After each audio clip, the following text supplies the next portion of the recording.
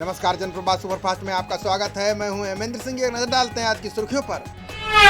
चुनाव आयोग ने 12 राज्यों में 14 सीटों पर उपचुनाव का किया ऐलान। सभी जगहों पर 17 अप्रैल को होगी वोटिंग, 2 मई को आएंगे नतीजे।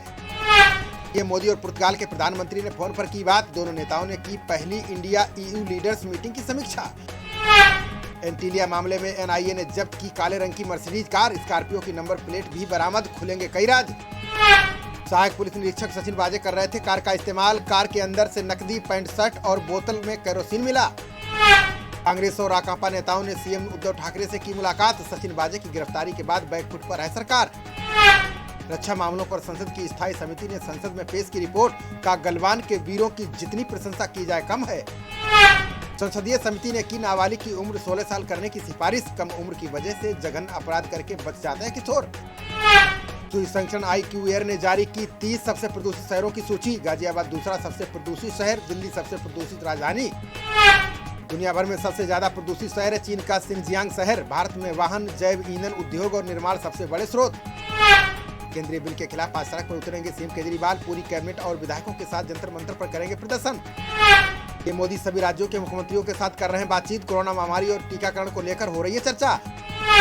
भारत में कोरोना संक्रमण के मामले ने फिर पकड़ी रफ्तार। बीते 24 घंटे में महामारी के करीब 29,000 मामले आए सामने। देश में अब तक 1,14,05,595 लोग संक्रमित, जबकि 1,59,079 लोगों की जा चुकी है जान।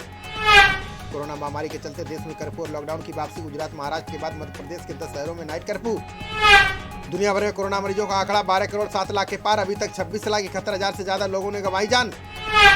सरकार द्वारा भेजे गए केंद्रीय दल ने महाराष्ट्र को दी चेतावनी। कहा राज्य में शुरू हो सकती है कोरोना की दूसरी लहर। रमेश पोखरियाल निशंक ने शिक्षा बजट में कटौती के आरोपों को बताया निराधार। बोले नई शिक्षा नीति से आत्मनिर्भर भारत की रखी जाएगी आधारशिला। मुख्यमंत्री आवास योजना में थारू, सहरिया और कोल हुए शामिल। योगी कैबिनेट ने योजना के संशोधित प्रस्ताव को दी मंजूरी।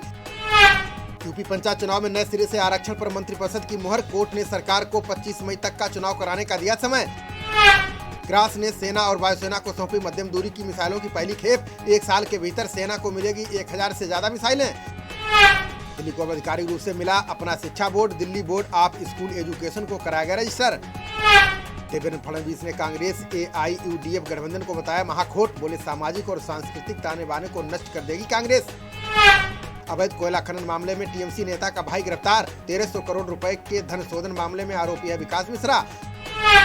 JP नड्डा ने ममता पर लगाया आदिवासियों की उपेक्षा का आरोप। बोले तुष्टीकरण की राजनीति करने के बाद अब TMC कर रही है ढोंग।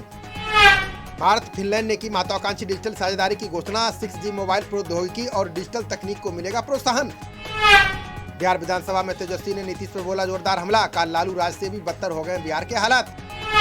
असम के सिलचर हवाई अड्डे को उड़ाने की धमकी से मचा हड़कंप। 6 घंटे से भी अधिक विलंब से उड़े विमान। बंगाल के पुरुलिया में फिर भाजपा के रथ को पहुंचाई गई क्षति। भाजपा ने घटना के पीछे TMC का हाथ होने का लगाया आरोप। स्वतंत्र देव सिंह ने विपक्षी दलों को बताया भ्रष्टाचार का पर्याय। बोले सपा, बसपा और कांग्रेस लूटने के लिए बनाती है सरकारें।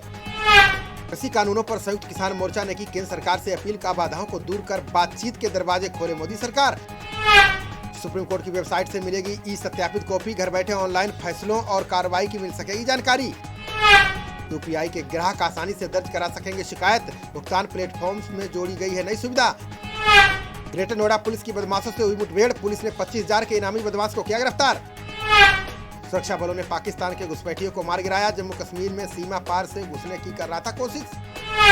राज्यसभा में पारित किया गया गर्भ समापन संशोधन विधेयक। गर्भपात की मंजूर सीमा को बढ़ाकर किया गया 24 सप्ताह। राहुल गांधी ने बैंक हड़ताल को लेकर केंद्र पर बोला हमला। कहा 60 गांठ वाले पूंजीपतियों को बैंक देना चाहती है केंद्र सरकार। गुजरात बवाल में मोदी को क्लीन चिट देने के खिलाफ याचिका। जाकिया की अर्जी पर 13 अप्रैल को सुनवाई करेगा सुप्रीम कोर्ट। PC चाको को शरद पवार ने दिलाई NCP की सदस्यता। केरल में LDF को जिताने की चाको को मिली जिम्मेदारी। ब्रिटिश सांसदों ने संसद में की भारत की स्वतंत्रता पर चर्चा। PM जॉनसन से मोदी के समक्ष मुद्दा उठाने की रखी मांग। कर्नाटक में लाइसेंस जोन में लाउड स्पीकर पर लगा प्रतिबंध। रात 10 बजे से सुबह 6 बजे तक बजाने वालों पर होगी कार्रवाई। यूपी के अलीगढ़ में दंपत्ति ने बनाया 30 किलो का ताला। अयोध्या में श्री राम मंदिर में ताला लगाने की जताई इच्छा। गुजरात में होलिका दहन के लिए बनाई गई गाय के गोबर की स्टिक। सूरत के एक सहायता समूह ने कहा स्टिक से नहीं होगा प्रदूषण। राजस्थान CM गहलोत ने फर्जी फोन टैपिंग पर दिया बयान। बोले फोन टैपिंग में षड्यंत्र साबित होने पर छोड़ दूंगा राजनीति।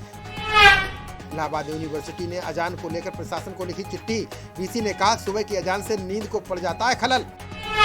पश्चिम बंगाल चुनाव के लिए टीएमसी जारी करेगा घोषणा पत्र। सीएम ममता आज शाम 5 बजे जनता से करेंगी चुनावी वादे। यूपी सीएम योगी आदित्यनाथ आज असम में करेंगे चुनावी 3 रैलियां। मां कामाख्या देवी मंदिर में पूजा अर्चना के बाद लोगों को करेंगे संबोधित।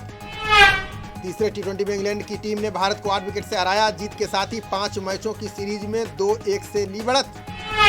भारत ने पहले बल्लेबाजी करते हुए 6 विकेट पर बनाए 156 रन। जवाब में इंग्लैंड ने 2 विकेट खोकर हासिल किया लक्ष्य। भारत के स्टार सलामी बल्लेबाज केएल राहुल का फ्लॉप शो जारी। पिछली 4 पारियों में तीसरी बार शून्य पर हुए आउट। मैदान पर उतरते ही कप्तान मॉर्गन ने हासिल की खास उपलब्धि। 100 टी20 मैच खेलने वाले इंग्लैंड के पहले खिलाड़ी बने। खबरों का सिलसिला जारी रहेगा, देखते रहिए जनप्रवाद। नमस्कार।